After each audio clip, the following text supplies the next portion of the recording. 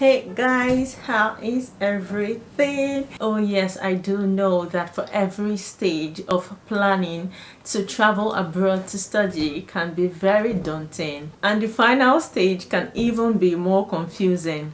That is why today I have put together for us, and this particular video is dedicated especially for the final stage, that is the preparation to come over to study. In today's video, I'll be highlighting for us the documents first of all, starting with that, because believe me, that is the most important. So the documents you need to put together, like put it, you know how the night before, let me tell you how mine was when I was coming here. The most important documents, I had them over 1 week packed. As a matter of fact, every day my mom, every day before the very day, my mom kept reminding me and asking me, have you put in this Adamaka Itikwalanka? Have you put this one? Have you put that one? Because it is very important. These documents are the documents you probably might be asked to present even from the airport just as your plane has landed, with the immigration officers just at the entrance, of between the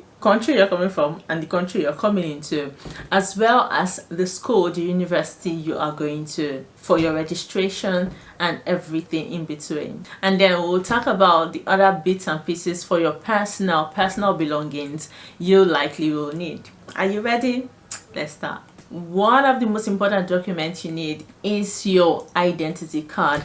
I'm talking about your international passport and any other travel document you do have related to this country you're coming to. Your international passport is the #1 document you need. Have that in your hand luggage.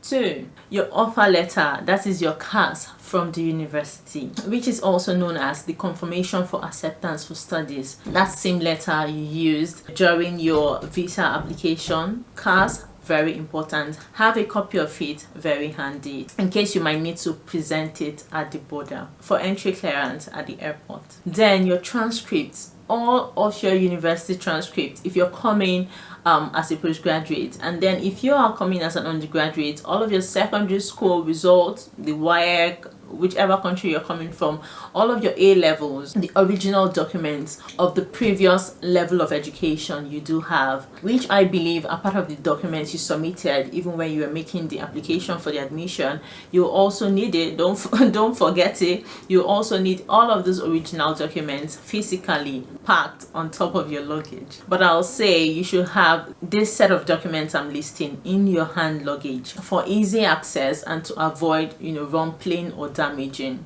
You don't want that. And then if you're coming from countries that require the TB test, like in my own time when I came in 2016 September, it was required of me that I had the tuberculosis test certificate. I had it done somewhere in Ikoyi, Lagos then, so I did come along with the certificate. But thing is, at the airport I wasn't asked to present it, but I still had it. So if you're coming from countries that require that you do get the TB test, have it handy, very important. Also, if there are medications you're taking, like there's some persons whom when they were coming wanted to come with malaria and typhoid medication, because at the time they probably had malaria. I'm speaking as a Nigerian, they had malaria when they were in Nigeria, so they were still on that medication. Still come along with your medication, because there is no malaria medication here. So if you still are on that medication, come along with it. Just get a letter from your doctor who states that you are currently ill and are on that medication based on prescription, because coming in with drugs, you might just raise some eyebrow or it could be questionable. And that's the essence of having the prescription letter from your doctor. Something else also is, or could be, evidence of your financial support. It wasn't required of me during my entry, but you just want to have it handy just in case. That is your bank statements, the same ones you use during your visa application. if you do have those copies, it could be necessary you just have it handy. I'm talking your bank statements or whatever it is your evidence of financial support is. And lastly, for the important documents to bring is the university address, the university contact, your already booked accommodation. You know, I want to believe you know that already, that before you come down you have accommodation booked already. You should have paid like 1 month deposit for where you're going to stay. But if you do not have that arrangement down, if you intend to stay with a friend or stay with someone in the meantime before you secure your own accommodation, that's fine as well. But you should have very handy, very important, the contact of the person and their phone number. And if it is the university, as I mentioned, you should have, very important, even if you have someone you're going to stay with, still have the university address, because that's the sponsor of your visa. It is definitely extremely important that you have the university and your direct contact handy while you're coming in. Now, moving on to your personal necessity, money. I think isn't that a no-brainer? You should have cash. I'm talking cash, right? If you have a card that works internationally, that would be amazing too, because in the meantime, while you're still trying to sort out opening a bank account, because it could take, you know, certain protocols and procedure, in the meantime, if you do have an international card that works, that will be brilliant.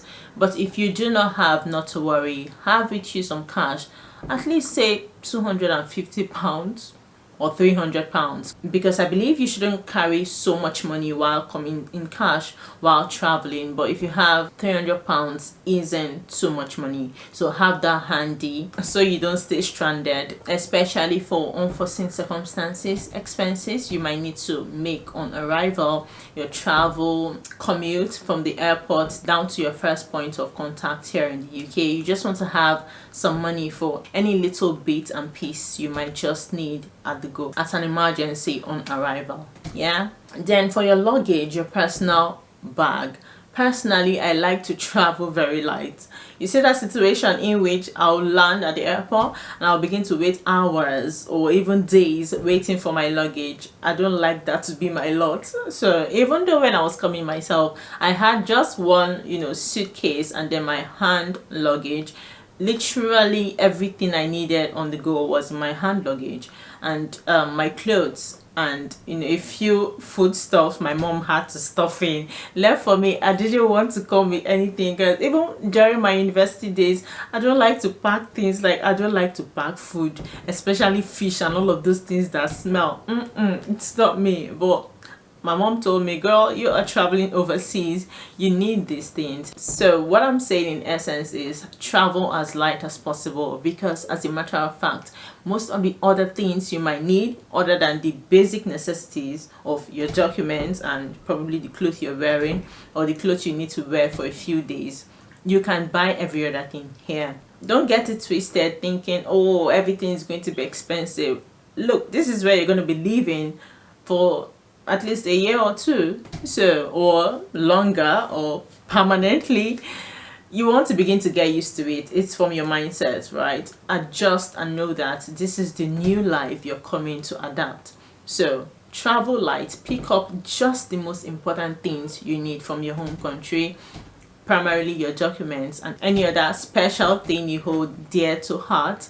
Every other thing you can get on here, just for ease and stress-free journey and transition into the country. Because believe me, landing into this country for this adult journey is not a joke. It comes with confusion, first of all, from the airport. You're trying to figure out so many things, transportation system, everything, even the accent, like so many things. The least you want to be bothering you on top of that is your luggage, right? So make it easy for yourself. As regards clothing, I want to believe that is obvious. Depending on where you're coming, whenever you're coming, just come clad. Usually the academic calendar is September and January. Oh yes, speaking of, in case you have not seen the academic calendar, I'm going to link that video down in the description, and if I do not It could be the next video, just look out for it. Otherwise, you'll find it in the Studying the UK playlist. It talks about the academic calendar, holiday period, and important things you need to know about the UK study pattern. So for your dressing on arrival, wear something nice, something comfortable, and then just have a jacket on top, either a denim jacket or a hoodie, and of course socks and shoes, and you will be fine, really. So when you come in, you'll feel the weather for yourself and know according to your body requirements what more you need to top up on. These are the things, the checklist, the very important things I believe you need to have on the lock while coming into the UK. If you're an OG student, did I miss out anything? Put them down in the comment section. And if you're still a newbie coming, I hope this helps you some sort figure things out.